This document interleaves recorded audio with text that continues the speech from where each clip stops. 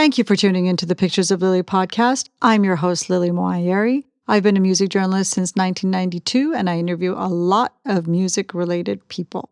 This podcast is about my experience behind the story, my experience doing the interviews, just to give you a snapshot of what it's like on the other side of the digital recorder. Pictures of Lily.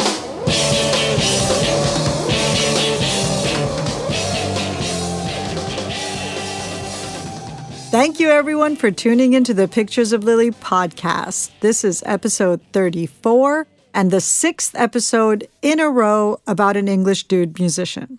This was wholly unintentional, and also wholly unintentionally, it's going to change with our next episode. Stay tuned until the very end of this episode to find out who we'll be talking about next time.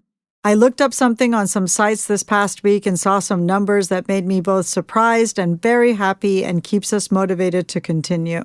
You can find us on every platform by going to picturesoflily.com, where you can subscribe or follow us and also connect to us on SoundCloud, YouTube, Pandora, and Amazon, although it's really best to listen to the podcast straight from the source at picturesoflily.com, as it is the best audio quality.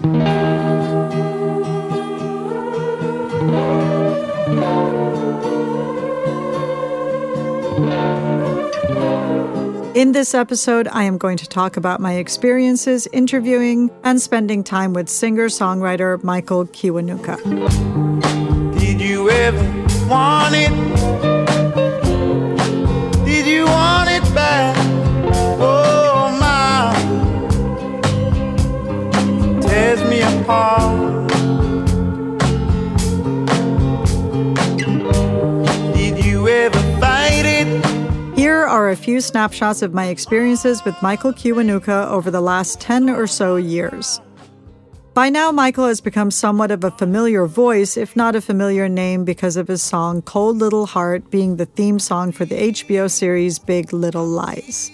Michael and I were first introduced and became fast friends before the release of his first album, Home Again, in 2012. We met through his manager, who is a close friend of mine going on over 30 years. But even before that, Michael went to high school with my best friend's son, Jackson, and Jackson had name-checked him to me as someone to look out for. All these came together with Michael's very sweet and very gentle personality, plus we were very comfortable around each other, so it was easy to become quick friends. Over the years, I've mainly seen Michael when he's come to Los Angeles for shows. During those times, we've spent many a night driving around the city, talking about life and going over every single thing that Michael is worried about, which is everything. Michael is a constant worrier, but what he worries about changes over time. Usually when people are like that, I listen to them, but their worries don't become mine. Michael is such a worrier that he was transferring his worries to me, and I was starting to worry about things that I don't ever think about. We talked about this aspect of his personality when I spoke to him not long ago for Spin, and this is what he told me. Outside of music, I don't really worry, but in music, I'm the worst panicker. I realized I was missing really great experiences. Being able to be in America and recording in studios in LA and New York, a lot of making love and hate, I was sitting there worrying the whole time. I didn't really enjoy it or remember the moments because I was just panicking. Even to the point where if I had an idea, I was like, Brian might not like it. Anything I could worry about, I would worry about. Through worrying, you're not in the moment. You're thinking about what might happen. You're missing the sunshine outside. You're in one of the coolest studios in the world with two of the coolest producers and one of the producers I've listened to since secondary school. It was the best thing ever. All I'm pretty much doing is panicking. Michael was telling me he didn't worry outside of music, and I assured him that he did. That my main memories of him are him worrying about life things, and I gave him some examples which made him laugh, and he said, I do love a little worry.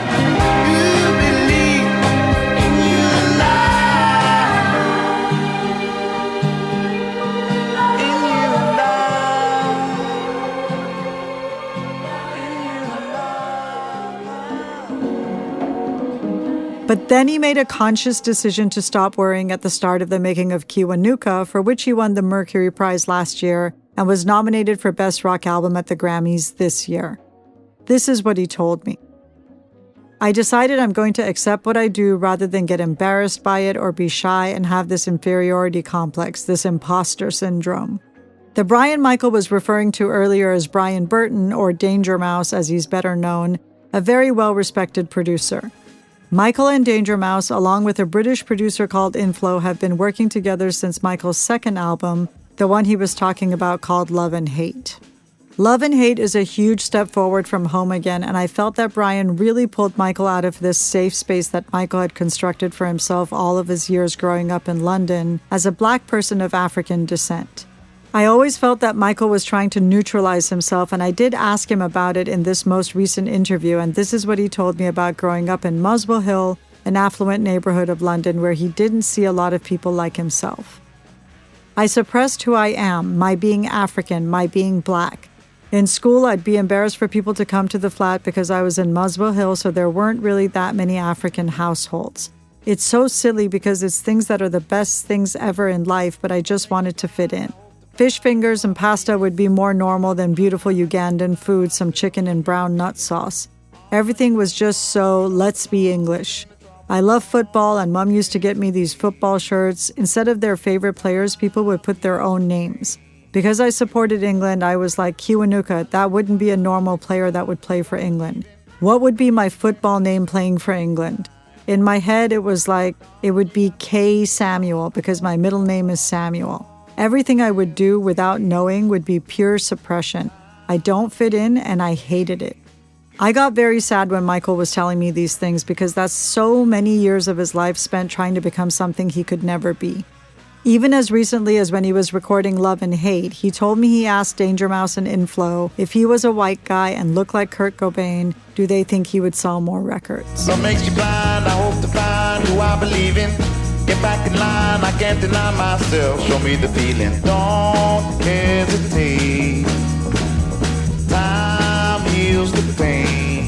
You ain't the problem. Nirvana and The Strokes and so many of the early 90s and early 2000s bands are what Michael relates to musically.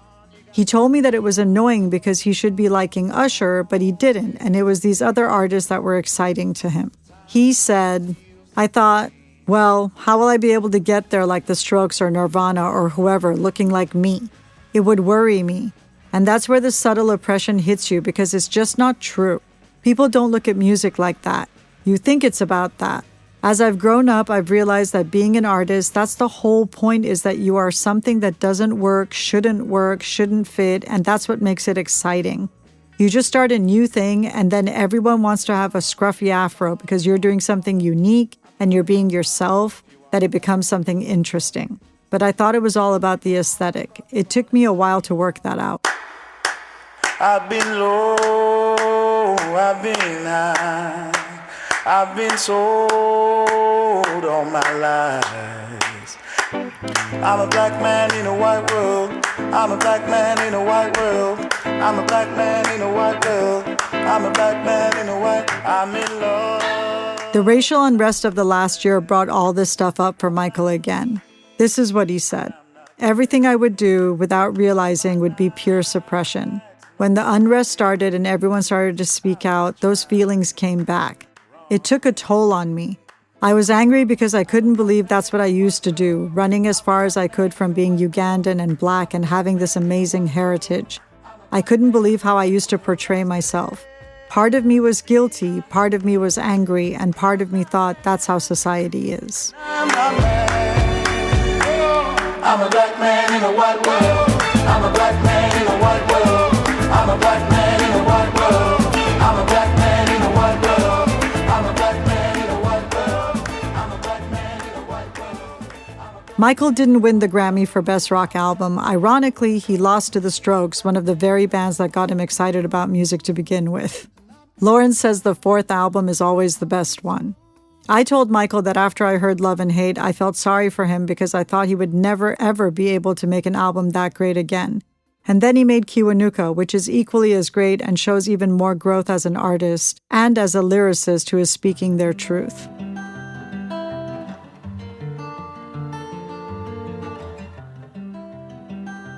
I feel like I spoke about a lot of personal stuff of Michael's, but not a lot of personal experiences with me and Michael. I can say that Michael is a very inclusive person and has always just brought me along wherever he's been, and that he is a considerate person. And when he asked me very nicely to take him to pick up food at Chick-fil-A, and when he got his food, I asked him very nicely to put it in the trunk as the smell of chicken made me sick, he felt terrible, and he said, "Why didn't you tell me? We could have gone somewhere else," which then made me feel terrible because he really is such a nice fella. Young and dark will always be one of their own to lead. Shine your light over me. All of my fears are gone, they're gone, gone. And that's my snapshot of my experiences with Michael Kiwanuka. I've interviewed Michael for Home Again, done a video interview with him for Interscope Records, written a review on Love and Hate, and many show previews, as well as this last interview for Spin, ahead of the now over and done with Grammys, all of which are linked at picturesoflily.com.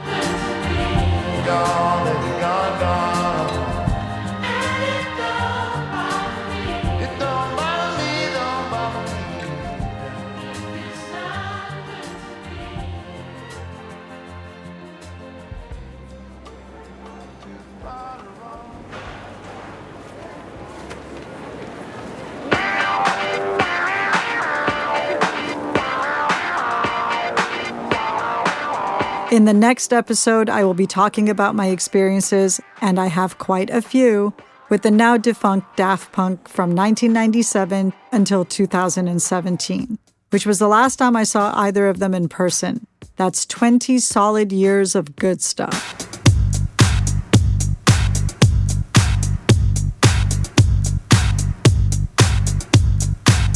From myself and my co-producer, director, editor, Lauren Schroeder, thanks for listening. And if you have a chance to subscribe or follow the podcast on any of the podcast platforms, please do so and please rate and review.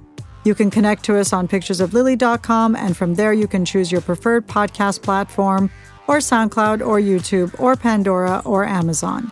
You can also find the playlist for the podcast episodes on Spotify and YouTube.